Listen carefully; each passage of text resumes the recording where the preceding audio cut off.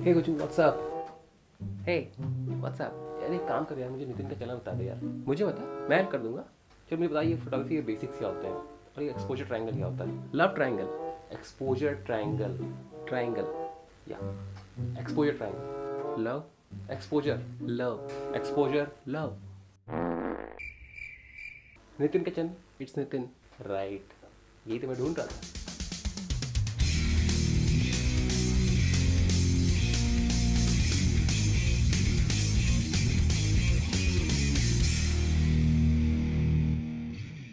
Hey guys, Nitin और मेरे channel को स्वागत है। और आज मैं बात कर रहा हूँ आपसे एक और इंटरेस्टिंग टॉपिक के बारे में जिसके बारे में अब तक मैंने बात नहीं किया है। एक्चुअली मुझे बहुत से लोगों का डीएम आया है, मुझसे पूछा उन्होंने कि आपने अभी तक इस टॉपिक को क्यों नहीं कवर किया।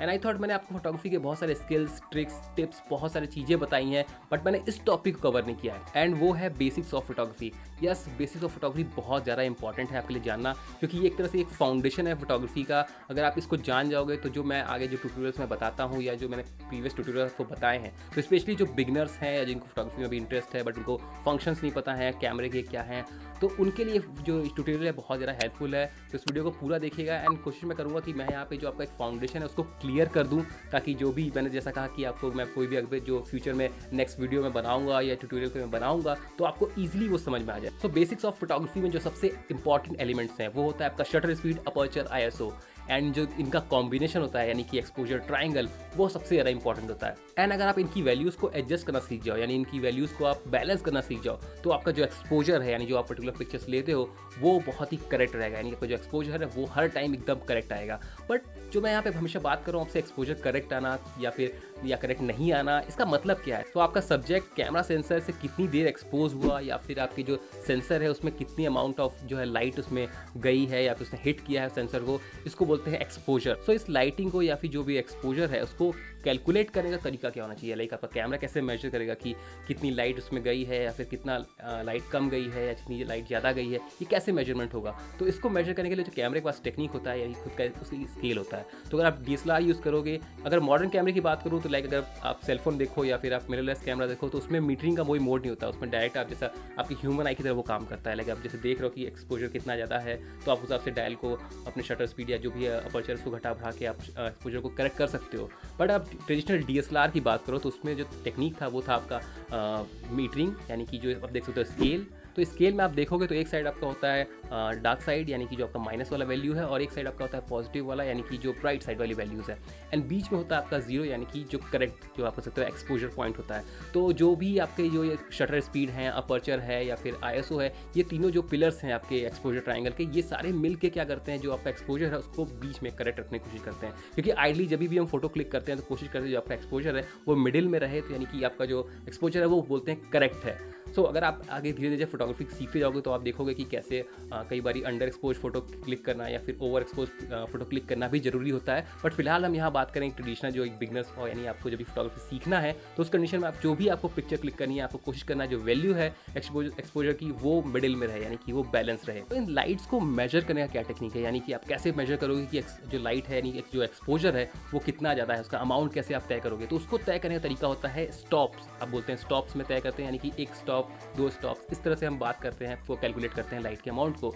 सो अगर आप देखोगे ये बिल्कुल मेजरमेंट बिल्कुल उसकी तरह है जैसे कि आप सेंटीमीटर में अगर आपको हाइट को नापना है या फिर अगर वेट को आप किलोग्राम में नापते हो, तो उसी तरह आप जो ये एक्सपोजर है उसको भी नापने का तरीका स्टॉप्स होता है। एंड अगर आपको थोड़ा सा ये सुन के बहुत अजीब सा लग रहा होगा कि क्या मैं बकवास कर रहा हूँ, स्टॉप्स या ऐसी चीज़ें आपके लिए बहुत नहीं है, तो नॉर्मल चीज़ है यार। जब भी हम स्टार्टिंग करते हैं, लाइक अब जैसे मैंने आपको एग्जांपल दिया कि सेंटीमीटर का या फिर किलोग्राम का एग्जांपल दिया, जब हमने इसको स्टार्टिंग में सुना तो ये हमारे लिए बहुत अजीब था।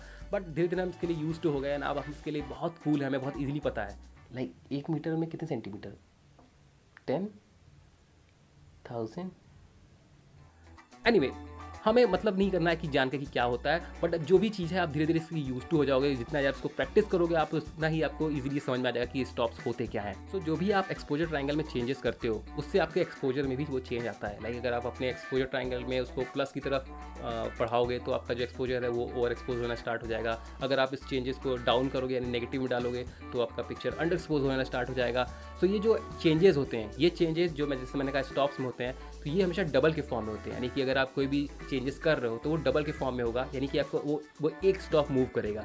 सो फॉर एग्जांपल ये पिक्चर आप देखो, ये पिक्चर 1 सेकंड पे क्लिक की गई है, तो इसमें जो कि चेंजेस करूँ मैं, अगर मतलब मुझे इस पिक्चर को ओवर एक्सपोज करना है, तो अगर मैं इसमें शटर स्पीड में चेंज करता हूँ, यानी कि एक स्टॉप का चेंज करता हूँ, तो मुझे अपने शटर स्पीड को 1 सेकंड से बढ़ा के इसको 2 सेकंड करना होगा। सो नाउ जो चेंजेस होंगे वो ओवर एक्सपोर्ट वाले चेंज होंगे। अब सेम अगर मुझे इस पिक्चर को अंडर एक्सपोज करना है, तो मैं शटर स्पीड को 1 सेकंड से हाफ कर दूंगा, यानी जो मैंने जैसे मैंने कहा कि डबल के फॉर्म में होता है, तो सेम मैंने इसको हाफ कर दिया। तो ये जो चेंज हो गई, ये पिक्चर हो गई आपकी अंडर एक्सपोज हो गई 1 स्टॉप से। तो इसी तरह जो स्टॉप्स हैं वो बढ़ते जाते हैं। जो इनका सीरीज़ है वो आप देख सकते हो चार्ट में कि कैसे वो बढ़ते हैं, कैसे वो घटते हैं। सेम आपके इन तीनों चीज़ पे अप्लाई होता है, आपके अपर्चर भी इसी तरह अप्लाई होता है, आपके आईएसओ पे भी इसी तरह अप्लाई होता है, यानी ये सारे के सारे डबल के फॉर्म में जाते हैं। नाउ ये जब ये सेटिंग्स बने स्टार्टिंग में, तो उसके बाद उन्होंने कुछ रिफॉर्म्स भी किए। लाइक ये अभी भी बिल्कुल प्रिसाइज नहीं था। लाइक अगर आप प्रिसाइजली देखो तो ये सिर्फ मैं 1 स्टॉप की बात कर रहा हूँ, आपको बहुत प्रिसाइज है, आपको एक्सपोजर चाहिए, तो उसमें भी कुछ वेराइटी होते हैं। लाइक उसमें आपको कह सकते हो उसको हाफ स्टॉप या 1/3 स्टॉप, इस तरह की भी जो टर्म्स उन्होंने इंट्रोड्यूस किए। तो अभी जो आप शटर स्पीड में देखोगे तो उसमें कुछ अलग से जो चीज़ें इंट्रोड्यूस हुई वो यही हैं। सो आपने देखा कि स्टॉप्स जो है वो किस तरह से कितना बड़ा रोल प्ले करते हैं आपके एक्सपोजर ट्रायंगल में।